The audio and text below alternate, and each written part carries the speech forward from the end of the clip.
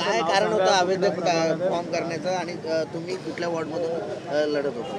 मी शिवसेना उद्धव बाळासाहेब ठाकरे गटाचा मी उमेदवार होतो. ते कारण काहीच नव्हतं. ही छाननी फॉर्म मला दिली, सर्व पेपर वर्किंग सर्व छाननी झाल्यानंतर याच्यावरती असं लिहिलं होतं, दोन कारण होते. प्रत्येक पेजावरती तुमची सही अक्षरी नाही आहे, हे मला दिलं. नंतर बँकाचं हे नाही, बँकाचं हे मी रात्रीच केलं क्लिअर.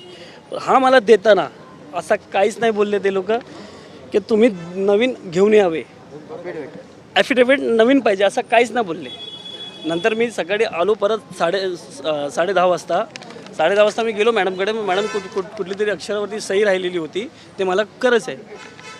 त्याने आज घडीवरती बघून ते मला बोलले की 11 वाजता आधी मला नवीन ॲफिडेविट ते करून तुमची सही करून मला आणून द्यावे. 11 वाजायला 9 मिनटं बाकी होते. 9 मिनटाचा आत मी कसं काय ॲफिडेविट बनवून आणून देऊन त्यांना?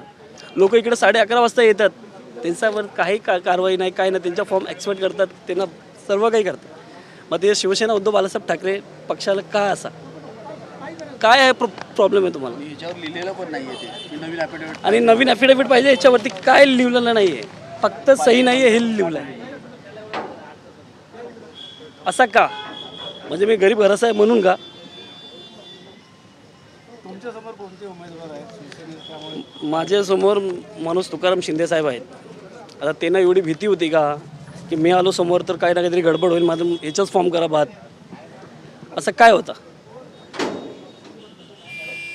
काय मागणी शेवटचं? काय नाही, यांच्यावरती सर्ववरती कारवाई झालीच पाहिजे. थँक्यू.